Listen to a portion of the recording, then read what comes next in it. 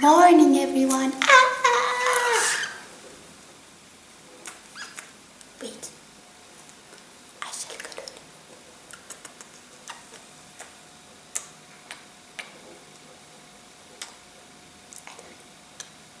Oh, Lucky is looking at the dog who is in the garden. Mwah.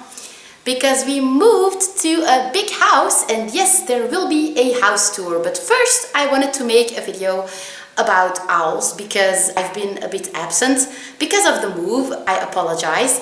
So this video, stop looking at the dog. He's a nice dog. He's really social. So anyway, today this video will be about the most common disease amongst birds of prey, which is bumblefoot. Also, I apologize for the fact that I have no makeup whatsoever on, and I promise you guys that my hair is not greasy, it's just wet. I just got out of the shower, and I always say to myself, Elke, you should put at least some mascara on, because if this is gonna be a popular video, then a lot of people are going to watch this and you are going to be wearing no makeup. So why are you not wearing any makeup? It's because I'm lazy and I probably should wear. My boyfriend is nodding, yes she is. And I probably should be wearing some makeup because like otherwise when people are going to recommend my channel, they're going to say, oh, it's an awesome channel, don't mind the ugly girl, she's just lazy, but the content's really good. And well, anywho, let's get into the video. Bumblefoot remains one of the most common and serious diseases among captive birds of prey. Bumblefoot is an infected lesion affecting the ball of the foot or one or more of the toes. It's a common disease of large species of raptors, especially longwings, maintained in captivity, and tends to become chronic, progressive, invasive, and eventually disabling. It's often either unresponsive or recurrent when treated with traditional methods. When the condition does occur in hawks or broadwings, it's usually responsive to simple therapy, whilst in longwings, recovery rates are typically much worse. The condition is common in captive birds, but rare in wild birds. Now, what is the cause and how can you prevent bumblefoot? Raptors' feet are protected by a thick layer of dry hard skin. On the bottom surface is a covering of hard projections, also called tarsal pads, which help to spread the weight-bearing function of the foot.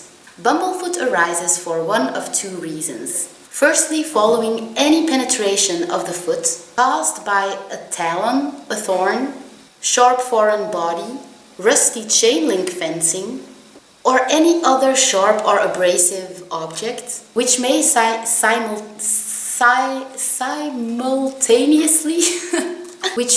simultaneously introduce infection either into the skin or deeper structures of the foot. Secondly, and far more commonly, captive birds, whether kept tethered on blocks or free aviaries, may suffer from a pressure sore on the bottoms of their feet. This may occur because either they have been forced to use unsuitable perches or simply because of periods of inactivity, during which time they are taking excessive weight on their feet. If weight is consistently taken by certain parts of the foot, the blood supply to these areas is compromised, leading to a reduction in the local skin defense system, such that bacteria living naturally on the skin may penetrate these defenses and enter the foot. Once the tissues are affected, they tend to swell, making this area of the foot even more prominent and hence more likely to bear weight when the bird is standing. Hence, the blood supply to that area is further compromised. As bacteria enter the tissue of the foot, any attempt by the foot to effect a cure is minimized by the lack of blood. In time, bacteria pass deeper into the tissues of the foot, causing infection of and damage to deeper structures, resulting in severe and crippling bumblefoot. So the way to avoid bumblefoot is to make sure that your owl doesn't get too fat and by flying it every day. What's also super important is that you buy a perch for your owl that provides comfort to the bird. I mean, would you rather sit on a cushion or a hard chair every day?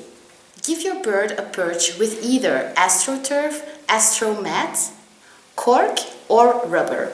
I wouldn't recommend wood, but if you don't have a choice, then make sure the wood is planed.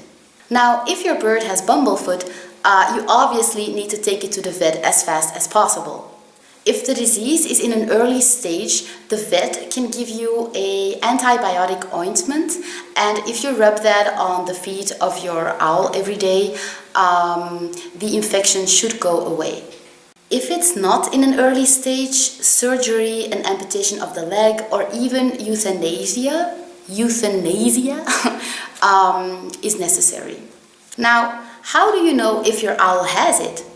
You should feel the bottom of your owl's feet every day. If your owl has Bumblefoot, then the bottom of 1 or 2 feet will feel very, very hot. You'll feel the difference immediately. If this is the case, then just don't take any risk and take your owl to the vet immediately. Okay guys, that's it for today. I hope you enjoyed this video, and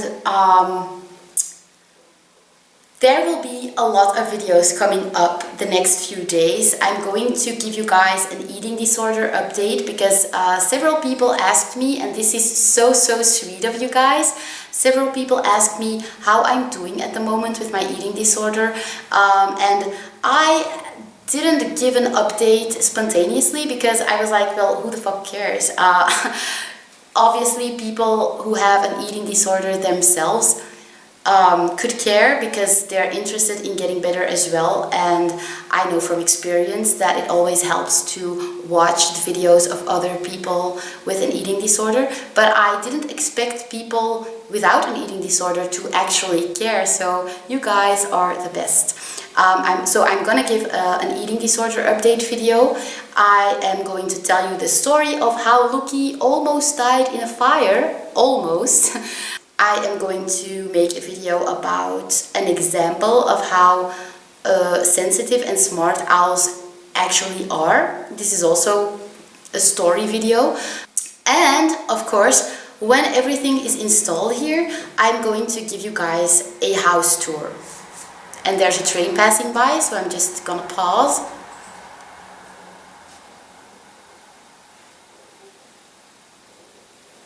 And we're back. So I'm gonna give you guys a house tour later when everything is installed.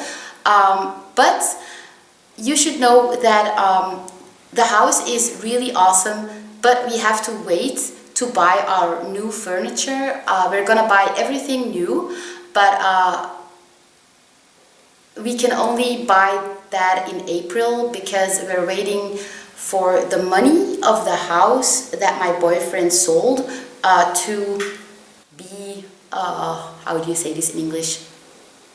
To be put on our bank account. So we brought my crappy furniture from my studio to put here. And there's another train passing by. There are a lot of trains passing by here. That's the only annoying thing of this house. But I knew this in advance and I was like, okay, I can get over that. If I'm making videos, I can cut those pieces out. So yeah. So yeah, we brought my crappy furniture from my studio. But I honestly still think that it's really cozy here, even with my crappy furniture standing here. I love it here. I am in love with this house, and it has a huge garden. The garden is bigger than my parents' garden. That's awesome. So yeah, that video is coming up as well. And for the rest, I'm also planning on uploading a lot of cooking videos, but I know you guys aren't really interested in the vegan videos. I think there are only a few people on this channel for the vegan videos, but it's something I'm really passionate about, and that's why I share them anyway, so you can just ignore them if you don't like them. And I am not posting them because I think everyone should go vegan. I'm posting them because veganism really helped me recover from my eating disorder. I'm not fully recovered, obviously, but it's really helping me It is helping me reach my goal weights in a healthy way, and I actually really enjoy the recipes I make. I think vegan food is way more delicious than non-vegan food, and it doesn't make you feel lethargic. There's another train. I don't know if this is disturbing to you guys. I'm just gonna keep talking because yeah, that's everything that's coming up, and after that I have a bunch of more owl videos, so stay tuned. Bye!